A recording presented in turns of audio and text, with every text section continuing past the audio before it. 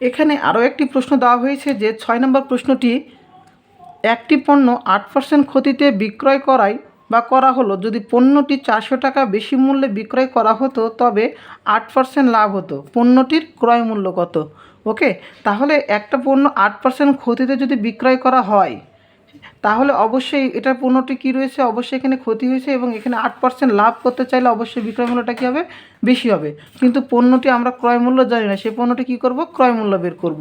তাহলে এখন এই শর্ত দ্বারা বা পার্সেন্ট দ্বারা কোনো অঙ্ক থাকলে আমরা ধরি ক্রয় মূল্য, আমরা এই ক্রয় মূল্যটা কী করব, ধরে নিব। ওকে, ক্রয় মূল্য আমরা কত ধরবো, 100 টাকা। 100 টাকা আমাদের ক্রয় মূল্য, এখান থেকে আমরা ধরে নিলাম। প্রশ্নে এখানে যে 2% কথা বলা হয়েছে সেই 2% আমরা বের করব। 8% ক্ষতি, তাহলে এখানে প্রশ্নে 8%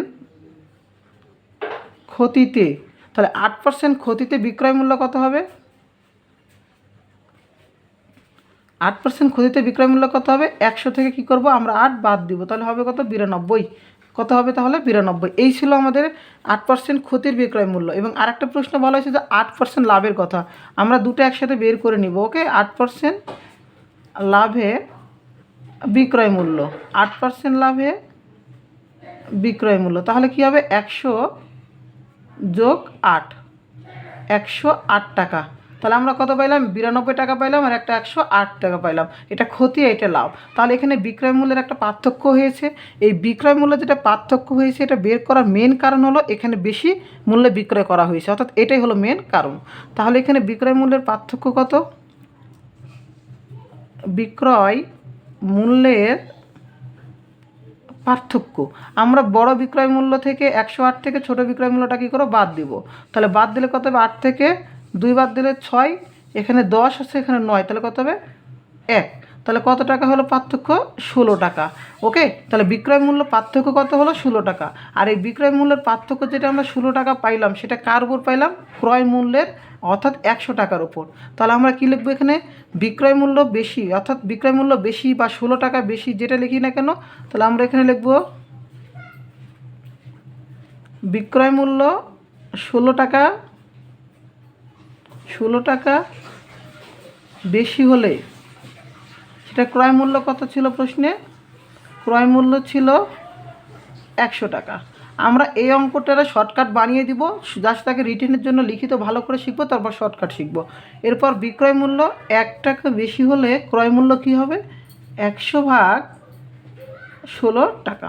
প্রশ্নে বলা হয়েছে বিক্রয় মূল্য কত টাকা, 400 টাকা বেশি। ওকে, 400 টাকা বেশি হলে ক্রয় মূল্য 100 গুণিত 400 ভাগ 16 টাকা।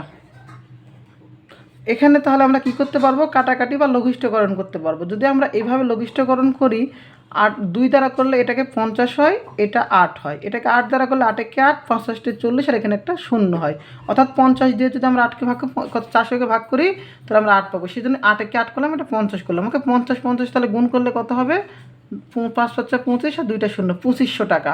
অর্থাৎ যদি 2500 টাকায় যদি বিক্রয় করা হইতো তাহলে তার 8% কত হইতো, লাভ হইতো। এই ছিল তাহলে পণ্যটির ক্রয় মূল্য হলো কত হইলো, ক্রয় মূল্য 2500 টাকা। এটা বিক্রয় মূল্য না, ওকে, এটা ক্রয় মূল্য।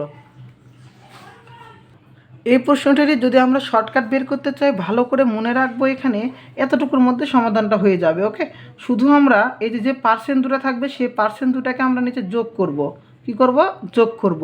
পার্সেন্টের জন্য আমরা উপরে কি করব, 100 দ্বারা গুণ করব, আর এখানে যে টাকাটা বেশি থাকবে সেই টাকাটা আমরা এখানে গুণ করে দিব। তাহলে এই যে আমরা ছোট্ট যে অংশটি পাইলাম এটাই হলো আমাদের মেন শর্টকাট, আর যেটা আমাদের এখানে করা বড় অঙ্ক, অর্থাৎ এইভাবে বের করেছিলাম যেটা। অর্থাৎ এই দুইটা যেটা পাবো এই দুইটা কি করব, পার্সেন্টেজকে যোগ করব, পার্সেন্টের জন্য 100 দিব, গুণ হচ্ছে এখানে যেটা থাকবে সেটা দিব। এভাবে আমরা কাটাকাটি করলে উত্তরটা পাবো কত, ক্রয় মূল্য 2500 টাকা। এটা ক্রয় মূল্য, বিক্রয় মূল্য না।